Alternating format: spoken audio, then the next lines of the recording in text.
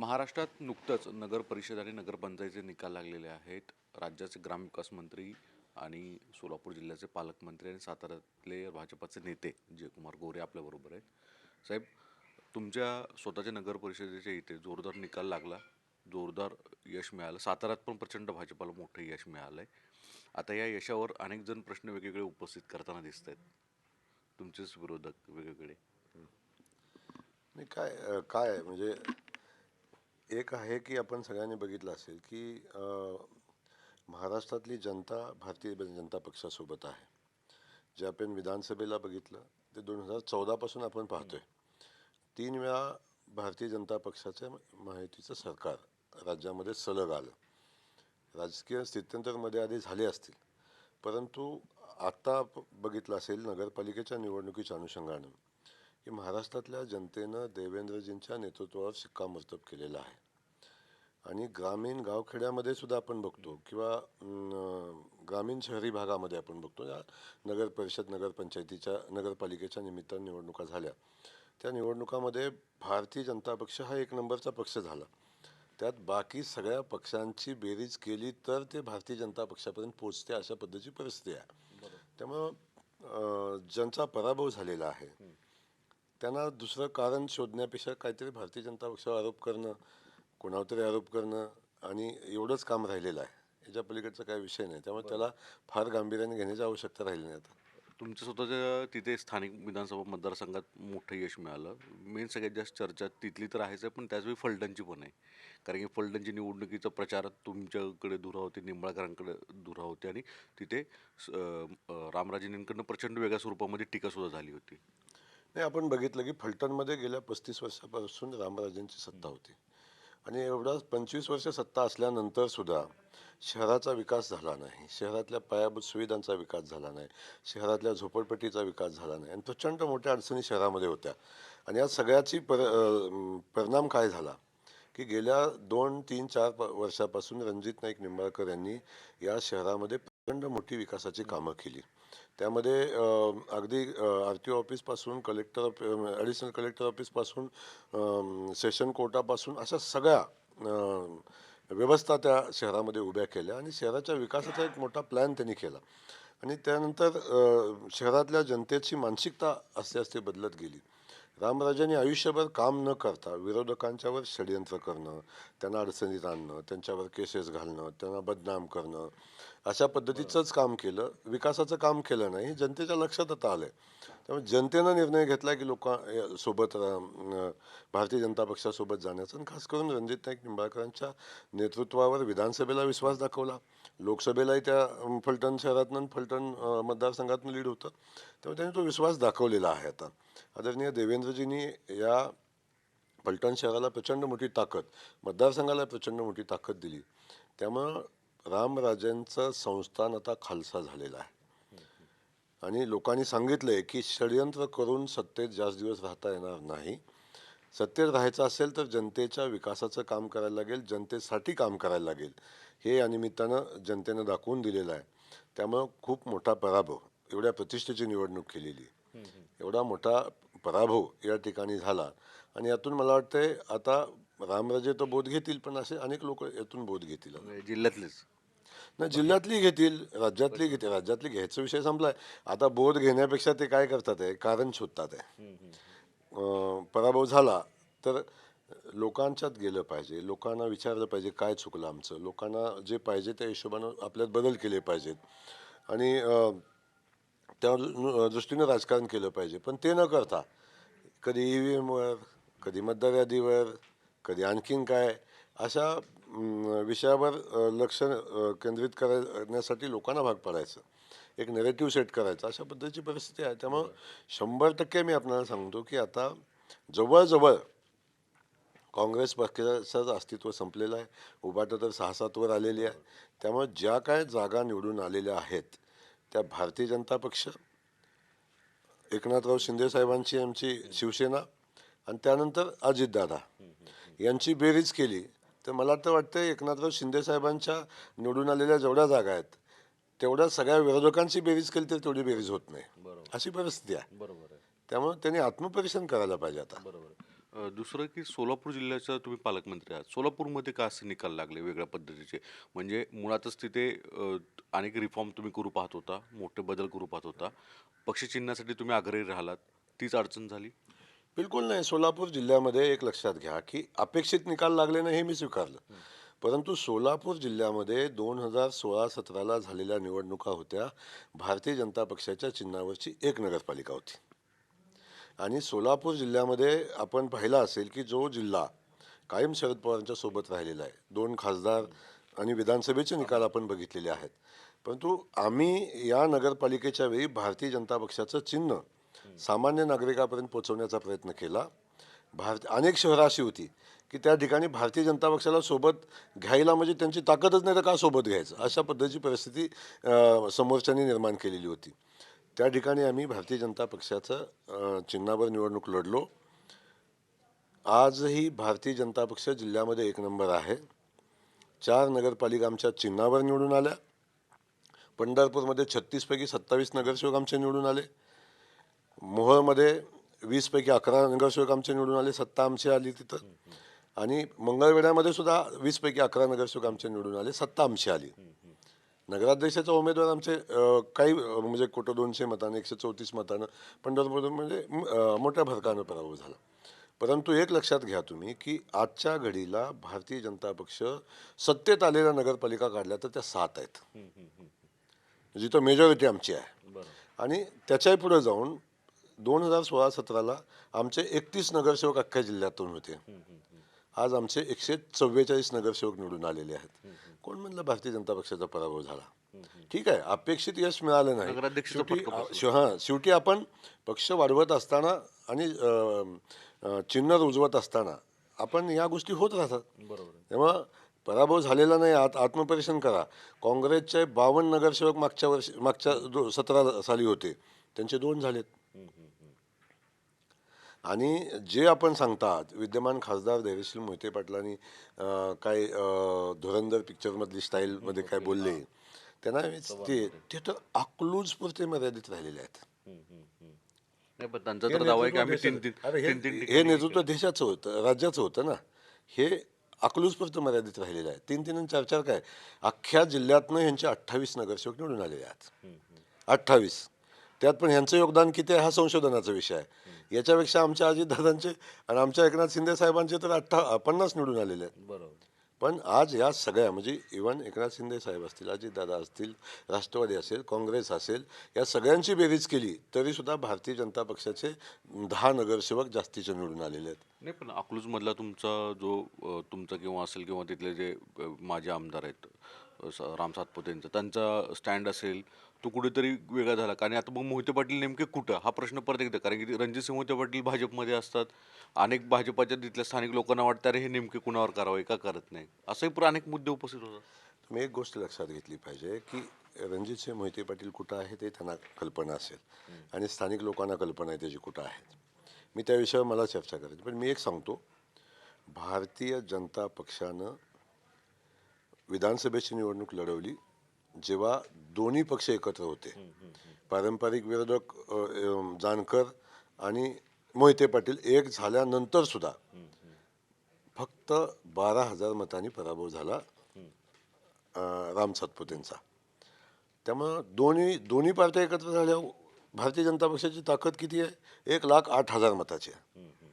आत्ता आपण बघितलं की ज्या अकलूजमध्ये एक उमेदवार उभा करणं मुश्किल होतं, ज्या गावामध्ये मोहिते पाटलांचं सोडून दुसऱ्या कुणाचं बूथ लागत नव्हतं, त्या गावामध्ये पॅनल उभं राहिलं, पॅनल लढलं आणि 10,000 लोकांनी मोहिते पाटलांच्या विरोधात मतदान केलंय. किती? 10,000. जवळजवळ 41% लोकांनी विरोधात मतदान केले. बोध घ्यायची आवश्यकता कुणाला आहे? बदल होत असताना टप्प्याटप्प्यानं बदल होत असतो ना. तर बदलाची मानसिकता लोकांची झालेली आहे. त्यामुळं कोणाची अबाधित सत्ता राहिलेली नाही हे लक्षात आपण घेतलं पाहिजे. उगाच आपण जिंकल्याचा आविर्भाव आणणं ठीक आहे, परंतु आत्मपरीक्षण केलं पाहिजे की 10,000 मतं अकलूजमधनं एका बाहेरून आलेल्या राम सातपुते साहेबांच्या नेतृत्वाखाली एक पॅनल उभं राहतं. आणि त्या ठिकाणी 10,000 मतं घेतं. याचं आत्मपरीक्षण करायला पाहिजे का नको करायला पाहिजे? म्हणजे ठीक आहे, ढोल वाजवणं सोपं आहे, पण ही बदलाची सुरुवात आहे. म्हणजे पुढे तुम्हाला वाटतं की लोकसभा आणि विधानसभेपर्यंत आमूलाग्र बदल होतील? बिलकुल होणार आहे. का नाही होणार आहे? मी सांगितलं 17 साली ज्या जिल्ह्यामध्ये 31 नगरसेवक होते, त्या जिल्ह्यामध्ये 144 नगरसेवक आहेत आज. बदल तर होतोय ना वेगाने. नाही, त्यांचं मोहिते पाटील परिवारांकडून असा दावा सांगितला होता की मोहिते पाटीलच पॅटर्न चालतं, दुसरं पॅटर्न कुठं चालत नाही, असा दावा त्यांचे वारंवार त्यांच्या व्हिडिओमधूनही दिसून येतात. मोहिते पाटील पॅटर्न कुठं आहे? आपण शोधा. माझ्यापेक्षा तुम्हाला जास्त माहिती आहे ना. मग मोहिते पाटील पॅटर्न चालतो, तर मग तुतारीवर 5-6 नगरपालिका निवडून यायला पाहिजे होत्या, 7, 8, 10. आहेत कुठं? जिल्ह्यात. हां. आहेत कुठं जिल्ह्यात? कुठं प्रचाराला गेले होते? पाहिलं आपण. बरोबर, अकलूजमध्येच सगळं गणित अडकून पडलं. अख्खं घरदार अकलूजमध्ये गल्लीबोळातून फिरत होता. मला त्यांच्या टीका नाही करायची, समजून घ्या. पण परिस्थिती समजून घ्या की एक राम सातपुतेसारख्या कार्यकर्त्यानं मोहिते पाटील फॅमिलीला जेरीला आणलं, अकलूज शहरातनं बाहेर पडू दिलं नाही. बरोबर. हे आमचं यश आहे. त्यांना वाटतं आम्ही जिंकलो. अरे किती मतानं जिंकला आहे, कसं जिंकला आहे, एकदा तपासून बघा ना. बरोबर. त्यामुळं ही बदलाची सुरुवात आहे. बरोबर. सांगोलामध्ये काय झालं मग साहेब? कारण की सांगोलामध्ये ते तर एवढं म्हणजे इव्हन ते जिंकल्यानंतर सुद्धा ते आभार मानले, मुख्यमंत्र्याचे आभार मानले. तुमचा उल्लेख मात्र त्यांनी टाळलाय आवर्जून. तर असं वाटतं की तुम्हीच काहीतरी केली गाडी. सांगोल्यामध्ये आपण सगळ्यांनी बघितलं असेल, बापू एक तयारीचा राजकारणी आहेत. आणि बापू माझे खूप जवळचे मित्र आहेत. बापूंच्या चाली सगळ्या महाराष्ट्राला माहिती आहेत, तसं मलाही माहिती आहेत. तर बापूंनी चाल बरोबर टाकली की स्वतः पॅनल उभं केलं, स्वतःच अगोदर उमेदवार डिक्लेअर केला, स्वतःच युती नाही केली आणि लोकांच्या पुढे कंगावा केला की मला एकट्याला एकटं पाडले, माझ्यावर अन्याय झाला आहे, मला देवेंद्रजींनी माझ्यावर अन्याय केला, पालकमंत्र्यांनी माझ्यावर अन्याय केला आणि इकडं बोलायचं आणि मला संध्याकाळी फोन करायचे. आता या सगळ्या गोष्टी चर्चा न होता मी एवढंच सांगेन आपल्याला की बापू आणि आमच्यात काही फार मोठा विसंवाद आहे अशातला विषय नाही आहे. बापू आणि आम्ही एकच आहोत. शेवटी लोकसभेला असेल, विधानसभेला असेल, आम्ही एकत्र काम केलेलं आहे. त्यामुळं बापू नेगेटिव्ह सेट करायला सक्सेस झाले की मला एकटं पाडले, माझ्यावर अन्याय झाला आहे, माझ्यावर संकट आले, हे लोकांना भावनिक करायला बापू सक्सेस झाले, यशस्वी झाले. बरोबर. आणि त्यामुळे शेवटी एक आहे, पराभव असतो, स्वीकारला पाहिजे आणि तो आम्ही स्वीकारला. बरं. सगळ्यात महत्त्वाचं जिल्ह्याच्या पॉलिटिक्समध्ये कास्ट कॅल्क्युलेशन फार मोठे प्रभावी ठरले का? म्हणजे जिथे पोलरायझेशन झालं, मराठा ओबीसी, त्याचा फटका बसला? अरे आपल्याला फटका बसलाच नाही आहे. तुम्ही असं नाही, पुन्हा पुन्हा नगराध्यक्षासाठी मी हा विचार ते करतो तो पण. विषय आहे की नगराध्यक्ष निवडीच्या उमेदवार निवडीच्या संदर्भातल्या काय गोष्टी असू शकतात. त्या पंढरपूर पुरत्या मर्यादित असतील, पण बाकीच्या ठिकाणी आपण बघितलं असेल की समाधानदादांच्या मतदारसंघातला विषय काय विषय आहे तिथं की समाधानदादांनी कार्यकर्त्याला तिकीट दिलं, समाधानदादाच्या घरातली सीट उभी राहिली, दादा इकडे फिरत होते आणि दादांचे सगळे घरातले लोक, म्हणजे शेवटी अवताडे ह्या नावाला विषय होता त्या ठिकाणी जो आलेला विषय आहे. तर तो काही फार मोठा विषय असल्यातला विषय नाही आहे, तो स्थानिक विषय आहे. त्यामुळे ओव्हरऑल मी सांगितलं की जिल्ह्यामध्ये ओव्हरऑल भारतीय जनता पक्षाला खूप चांगलं यश मिळालं, अपेक्षित मिळालं नाही.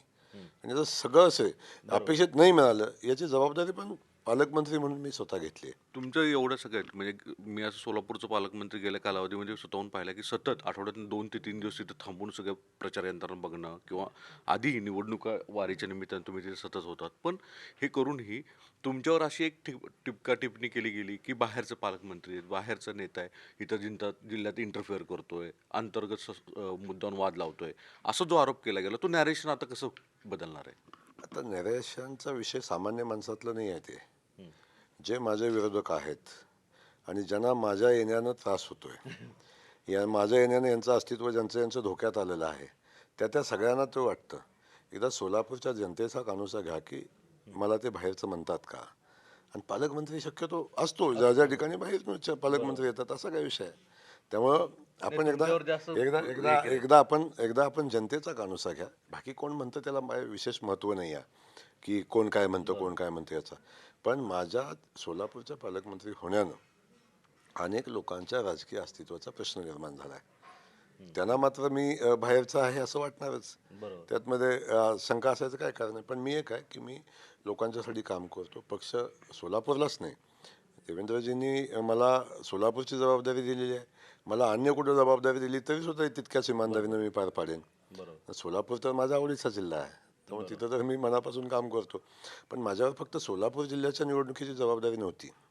माझ्यावर धाराशिव जिल्ह्याची पण निवडणुकीची जबाबदारी होती. त्या प्रश्नावर येणार होतं, कारण की तिथे फार मोठं यश मिळालेलं आहे आणि अनपेक्षित म्हणजे ज्या पद्धतीने तिथल्या खासदारांनी वातावरण केलं होतं आणि त्यानंतरनं तिथे भाजपाला जे यश आहे ते फार मोठी चर्चेचा विषय आहे. आणि तिथे भारतीय जनता पक्षानं खूप चांगलं नियोजन केलं.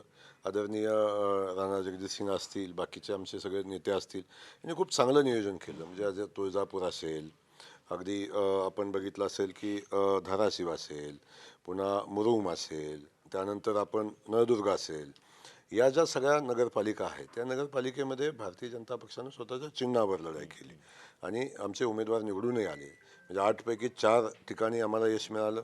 एका ठिकाणी आमच्या आघाडीचा नगराध्यक्ष झाला. म्हणजे 5 ठिकाणी आम्ही यश मिळवलं आणि खूप चांगलं यश त्या ठिकाणी मिळालं. म्हणजे आपण एक समजून घ्या, एका बाजूला म्हणजे मी ज्या निवडणुका बघत होतो त्या साधारण 24 नगरपालिकेच्या निवडणुका होत्या की त्या ठिकाणी मी काम करत होतो.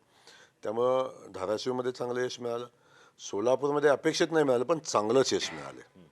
आणि साताऱ्यात आपण बघितलं, सातारा फक्त फलटणपुरतं मर्यादित झाला तुम्ही. वाई वय आहे, बरोबर आहे. तिथे वाईची cabinet नगरपालिका मध्ये वाईची नगरपालिका जिथं आहे, कुणी कल्पना केली होती का वाईची नगरपालिका आम्ही जिंकू शकतो? नावाच्या हातातून गेली. वाईची नगरपालिका आम्ही काढली. जिथं आमचं पॅनल उभं राहणार नाही असं त्यांचं म्हणणं होतं, ती निवडणूक आम्ही जिंकली. त्याच्या बाजूची पाचगणी आहे, हो, 10 नगरसेवक आमचे निवडून आले. नगराध्यक्ष सीट 2च मतांनी पडली. बरोबर. त्यामुळं आपण ओव्हरऑल बघितलं जिल्ह्यातली परिस्थिती. अहमदपूरची नगरपालिका सातत्याने गेले 25 वर्षापासून तिथं सत्ता राष्ट्रवादी काँग्रेस पक्षाची होती. ती नगरपालिका आम्ही काढून घेतली. बरोबर. त्यामुळं या सगळ्या परिस्थितीत आपण बघितलं तर सातारा जिल्हा असेल, सोलापूर जिल्हा असेल किंवा धाराशिव असेल, या ठिकाणी खूप चांगलं यश आम्हाला मिळालेलं आहे. बरोबर. आणि त्यामुळं आपण बघितलं असेल की ज्या ठिकाणी आम्ही सोलापूरला जे पॅनल आम्ही उभे केले, तो बेल्ट कुठेही आमदार नाही आहे. कुठेही भारतीय जनता पक्षाचं केडर तिथं एवढं मजबूत नव्हतं. अशा ठिकाणी आम्ही पॅनल उभी केलीत आणि पॅनल फक्त उभी नाही केली, तर लढलो आणि मोठ्या संख्येनं आम्ही यश मिळवलं. बरं. पुढच्या काळामध्ये सगळ्यात मोठं आव्हान काय असेल? कारण की सोलापूरची महापालिका एक मोठा प्रश्न आहे, मोठा विषय आहे. तिथे काय असेल आणि तुम्हाला वाटतं का की पुढच्या कालावधीमध्ये जसं इतकं मोठ्या प्रमाणामध्ये म्हणजे तुम्ही स्वतः पालकमंत्री म्हणून इतकं लक्ष घातलेलं आहे, राज्याचे मुख्यमंत्री देवेंद्र फडणवीस इतकं लक्ष पश्चिम महाराष्ट्रात घालतायत, तरीही कुठे ना कुठेतरी अजून तुम्ही स्वतःहूनच मान्य करता की अजून अपेक्षित यश करायला स्कोप आहे? नाही, बिलकुल तुम्ही म्हणता ते खरं आहे की महाराष्ट्रात तसं आम्हाला यश खूप चांगलं मिळालेलंच आहे, पण अजून खूप स्कोप आहे. खूप स्कोप अजून आहे की त्या ठिकाणी आपण बघितलं असेल की पारंपरिक संस्थानिकांचं राजकारण त्या ठिकाणी चालतं. त्या ठिकाणी पक्षीय पारंबळ रुजवण्यासाठी या लोकांनी तसं कधी वातावरण तयारच होऊ दिलं नव्हतं. पण आता भारतीय जनता पक्ष वेगाने पश्चिम महाराष्ट्रामध्ये स्वतःची पारंबळ मजबूत करताना आपण सगळं बघतोय आणि खूप ताकदीनं भारतीय जनता पक्ष लोकांच्यामध्ये जातोय आणि लोक भारतीय जनता पक्षाला स्वीकारतायत. हे तुम्ही सातत्यानं बघताय आता. त्यामुळं ज्या ठिकाणी कधी कल्पना केली नव्हती त्या ठिकाणी भारतीय जनता पक्ष सत्तेत आलाय. भारतीय जनता पक्षाला लोकांनी स्वीकारलंय आणि खास करून आपण बघितलं असेल की दलित असेल, मुस्लिम असेल, हे सुद्धा उमेदवार भारतीय जनता पक्षाच्या चिन्हावर निवडून आलेले आहेत आता. बरोबर.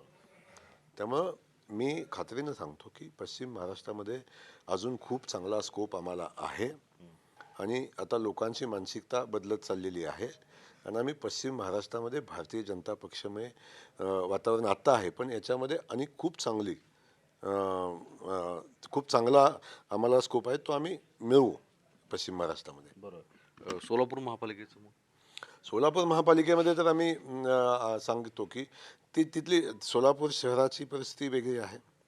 ग्रामीण भागातला जो भाग आहे ज्या ठिकाणी भारतीय जनता पक्षाला अजून खूप काम करायला लागेल, तो भाग वेगळा आहे. त्या भागात निवडणुका झाल्या, पण सोलापूर शहर तर भारतीय जनता पक्षाचं आहे. बरोबर. त्या ठिकाणी भारतीय जनता पक्षाचे तिन्ही आमदार निवडून आलेले आहेत आणि ते तर 50,000च्या पुढे निवडून आलेले आहेत. आणि त्यामुळे समोरच्या पक्षांना पॅनल टाकण्यासारखी परिस्थितीच नाही आता. ही परिस्थिती आहे. त्यामुळं सोलापूर शहरामध्ये आउटस्टँडिंग विजय आपल्याला मिळेल भारतीय जनता पक्षाला मिळेल. आम्ही महायुती म्हणून आमच्या सहकारी पक्षांना सोबत घ्यायचा आम्ही प्रयत्न करतोय, पण शेवटी त्यांच्या अपेक्षा किती आहेत, काय कसं जमतंय याच्यावर 2-3 दिवसात निर्णय होईल. पण आम्ही त्यांनाही सोबत घेऊन पुढे जायचा विचार आम्ही करतोय. म्हणजे कुठले शिंदे साहेबांची शिंदे साहेबांचा असेल, राष्ट्रवादीशी चर्चा आम्ही करू, पण ते करतील नाही करतील मला माहिती नाही. परंतु आठवले साहेबांचा पक्ष आहे. अशा काही समविचारी पक्षांना आम्ही सोबत घेऊन महायुती करण्याचा आम्ही प्रयत्न करू. आणि सोलापूर महानगरपालिकेवर आदरणीय देवेंद्रजींचं कायम लक्ष आहे. आदरणीय देवेंद्रजींनी प्रचंड मोठी विकासाची कामं त्या ठिकाणी केलेली आहेत. सोलापूरचा विमानतळाचा प्रश्न असेल, सोलापूरच्या पाण्याचा प्रश्न असेल, सोलापूरच्या IT क्षेत्राचा प्रश्न असेल, सोलापूरच्या उड्डाणपुलाचे प्रश्न असतील, सोलापूरमधल्या छोट्या मोठ्या गोष्टी असतील, या सगळ्या गोष्टीवर माननीय मुख्यमंत्री महोदयांनी प्रचंड मेहनत घेऊन त्या शहराचे प्रश्न सोडवलेले आहेत. आणि शहरातली जनता आदरणीय मुख्यमंत्री महोदयांच्यावर विश्वास ठेवते, भारतीय जनता पक्षावर विश्वास ठेवते. आणि आमचे स्थानिक पण 3 आमदार आहेत, ते खूप चांगलं काम करतात. तेव्हा सगळेजण एकत्र येऊन आम्ही लढाई करू आणि भारतीय जनता पक्ष महापालिकेवर स्वतःच्या ताकदीवर झेंडा फडकवेल अशी परिस्थिती आहे. यस, धन्यवाद. आपण पूर्ण संवाद साधल्याबद्दल. व्हिडिओ जर्नलिस्ट अरुण पेडणेकर सह सागर कुलकर्णी, NDTV मराठी, मुंबई.